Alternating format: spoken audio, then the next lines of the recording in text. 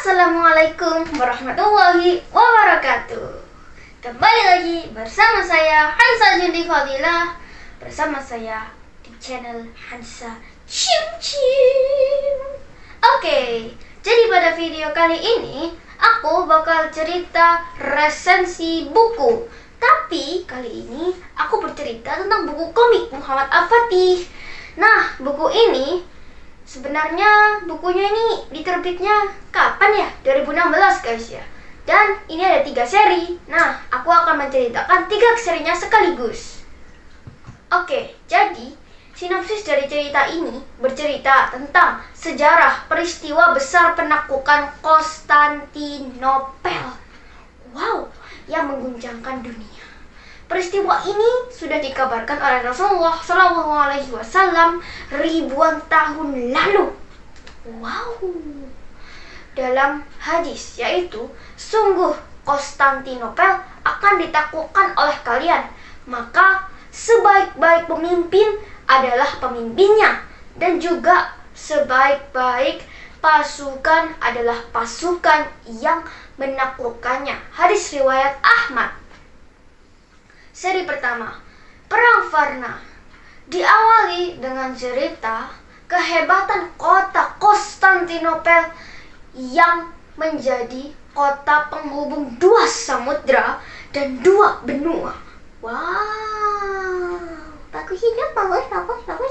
Kota ini diperebutkan berbagai bangsa. Posisinya itu strategis banget loh guys. Di Teluk Galata dijaga dengan samudra, dijaga dengan bentangan rantai besi. Wow. Lalu tembok pertahanan 3 hingga 4 lapis dan tebalnya tuh 2 meter. Jadi dalam satu ini itu 2 meter.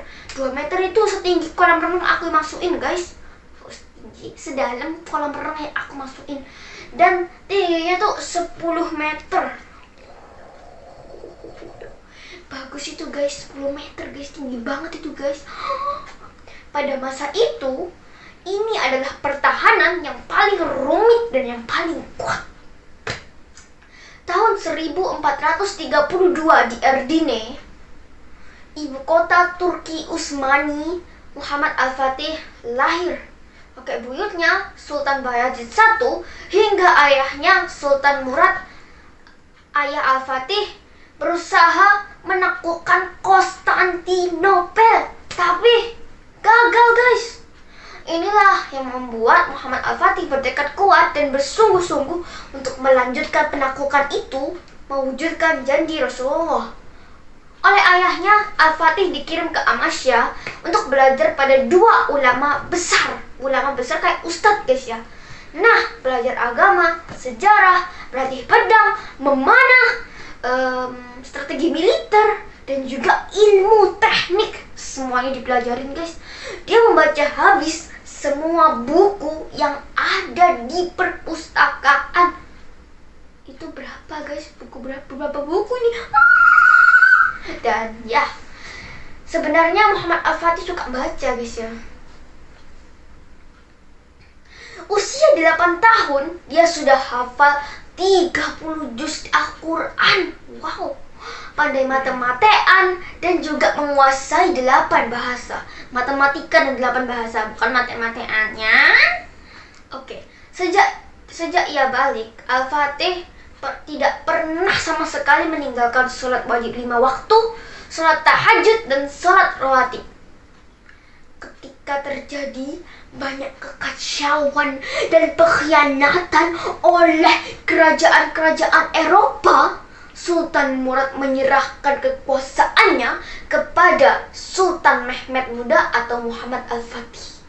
Ia berpesan agar Muhammad Al-Fatih menyayangi rakyatnya, jangan mendolimi, selalu menegakkan syariat Islam, dan selalu berjuang untuk menaklukkan Konstantinopel. Perang Varna di akhir buku ini adalah tentang perang salib. Ya, itu melawan orang-orang Kristen ya. tentara Utsmaniyah akhirnya menang melawan pasukan Vladislaus yang dari Hongaria, yang beragama Kristen. Kan aku udah bilang apa guys ya, Kristen guys ya, yang menginginkan menghancurkan Turki Utsmani. Oke guys, itu adalah seri pertama. Seri kedua lanjut. Seri kedua, kebangkitan. Singkat cerita, Muhammad Al-Fatih akhirnya menjadi gubernur Amasya. Di bawah kepimitannya, Amasya menjadi kota yang maju dan berkembang. Seluruh rakyat merasa sejahtera. Mereka sangatlah menghormati dan mencintai Muhammad Al-Fatih. Ketika Sultan Murad meninggal dunia, Al-Fatih dinobatkan menjadi Sultan Turki Utsmani. Rakyat semua bahagia menyambut dengan sukacita atas kepemimpinannya. Seorang utusan dari Kaisar Konstantinopel datang mengucapkan selamat. Selamat, selamat, selamat, selamat atas penobatan Sultan dan menyampaikan niat yang baik untuk melakukan hubungan dagang. Wow, berdagang. Tawaran ini diterima baik, tapi dengan syarat hanya selama 10 tahun. 10 tahun ya. Wazir Agung Zakhanas Pasha sempat mengkhawatirkan sikap Al-Fatih ini dan berusaha mengingatkan. Tapi kemudian Sultan berkata bahwa ia akan membuat Konstantinopel berpikir yang baru berkuasa ini hanyalah anak ingusan.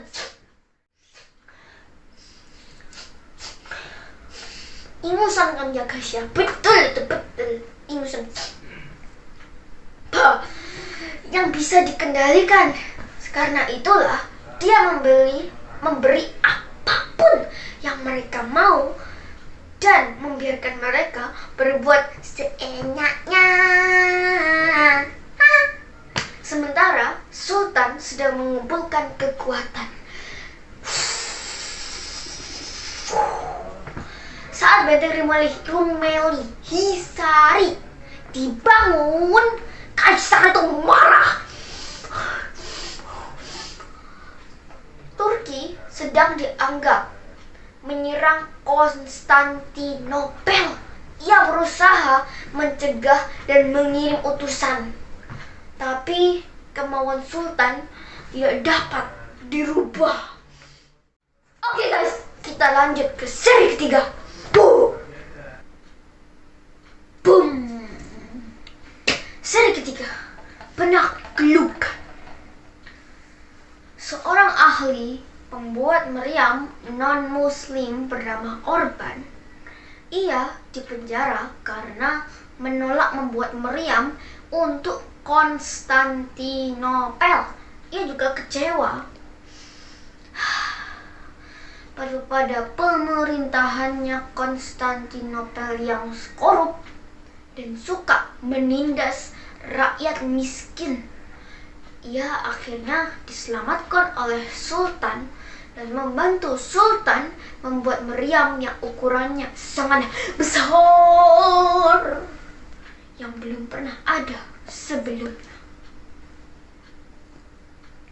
Sementara itu, Kaisar Konstantinopel juga menyiapkan prajuritnya. Ia menutup sepanjang selat tanduk emas dengan merentangkan rantai raksasa agar tidak dapat dilewati oleh perahu musuh atau kapal musuh. Ia mengadakan pesta rakyat untuk mendapatkan dukungan karena dia bekerja sama dengan Katolik Roma yang merupakan musuh dari Konstantinopel yang beragama Kristen Ortodoks.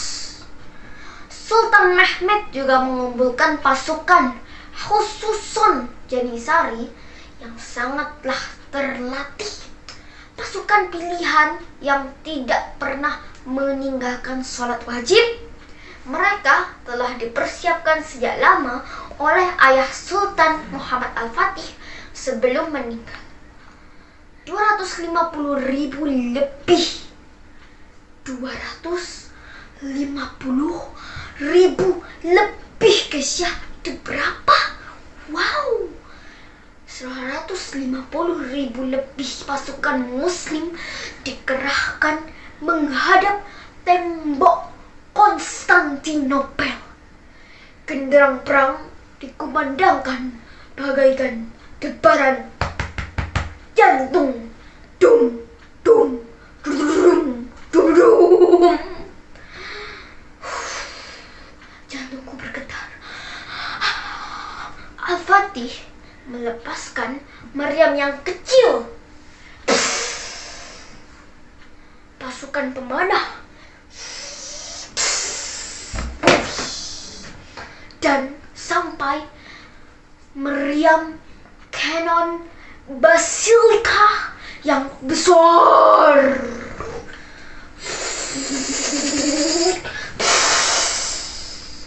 Betul tuh guys. Walaupun ia berhasil menyebolkan lapisan tembok pertama, tetapi perlawanan dari dalam benteng Konstantinopel juga tidak kalah sengit. Batu api pun bertebaran saling tembak.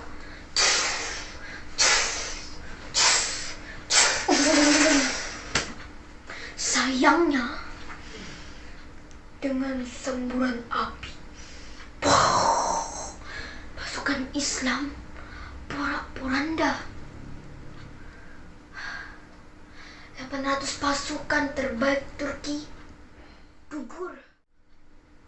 Perang pertama berakhir, tetapi Konstantinopel merayakan kemenangan.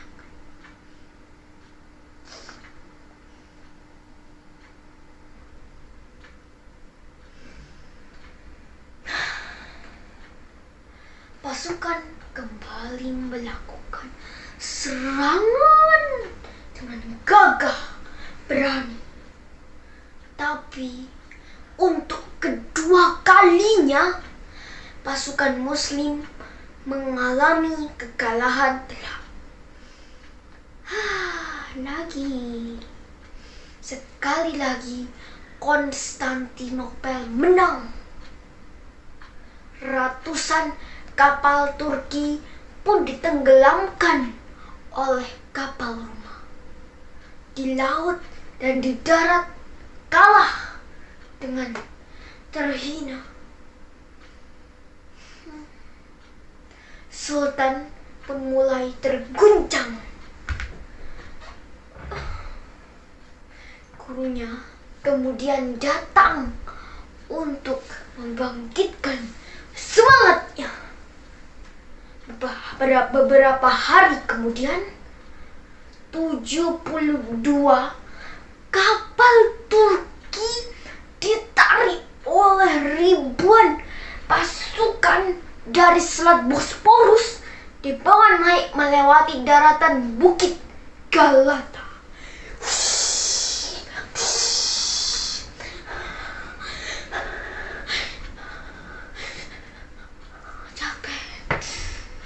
Ya gak gitu juga sih ya. Muncul di selat tanduk emas yang dirantai. Jadi dari sini muncul melewati rantainya yang tadi tanduk emas itu. Wow.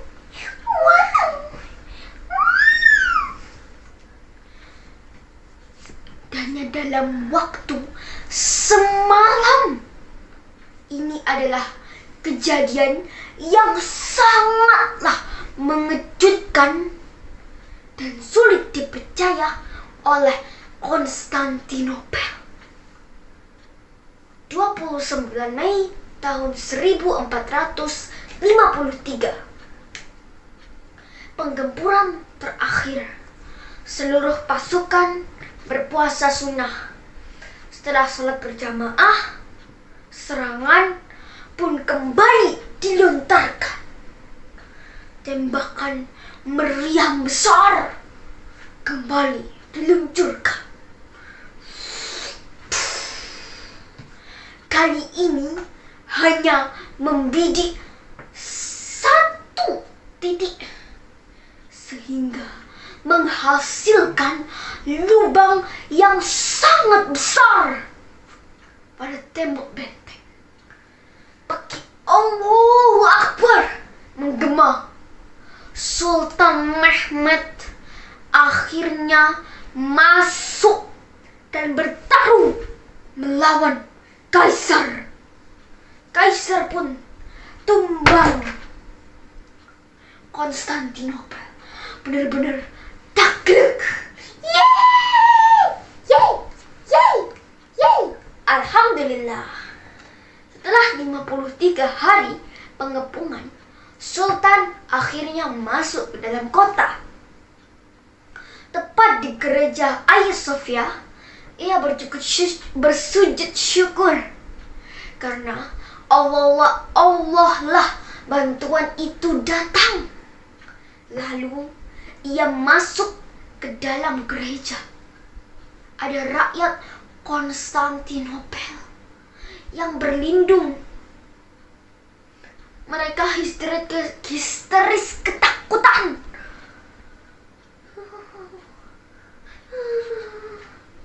Khawatir dibunuh. Tetapi Sultan berkata bahwa mereka nggak bakal dibunuh atau disakiti sama sekali. Mereka boleh pulang ke rumah dan boleh melakukan pekerjaan yang biasa mereka kerjakan tanpa rasa yang takut.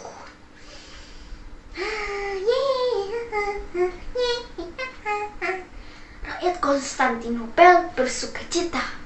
Para pendeta pun berterima kasih. Sultan memanggil kembali penduduk Kristen Yahudi yang melarikan diri untuk kembali ke kota. Mereka dibebaskan untuk memeluk agama mereka.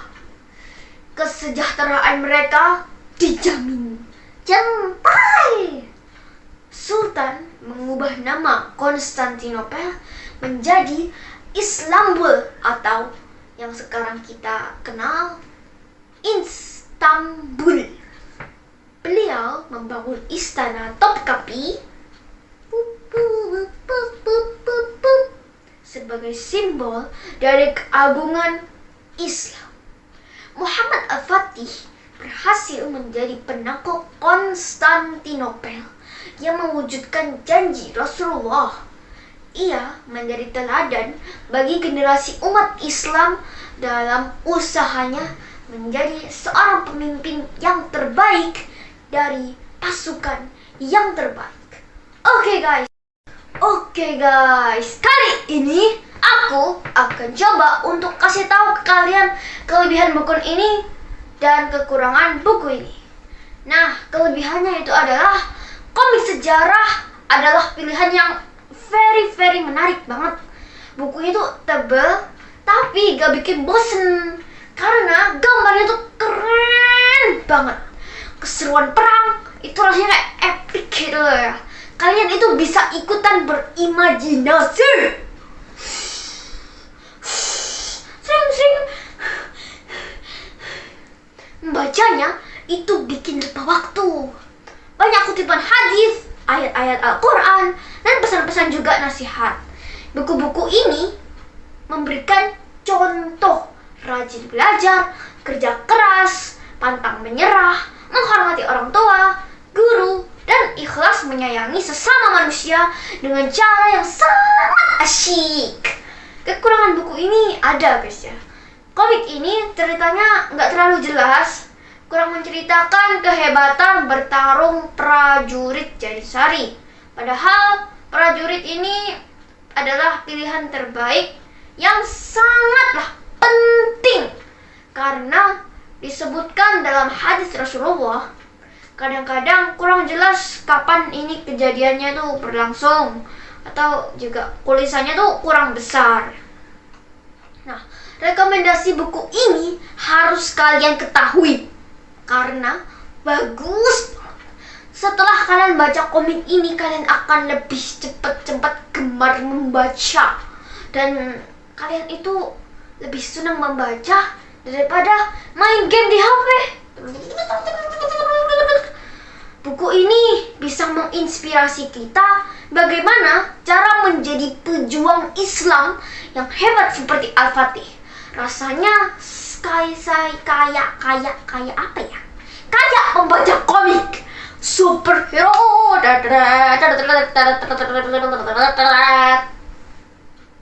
Oke guys, segini dulu dalam video ini. Semoga bermanfaat. Wassalamualaikum warahmatullahi wabarakatuh. Bye bye.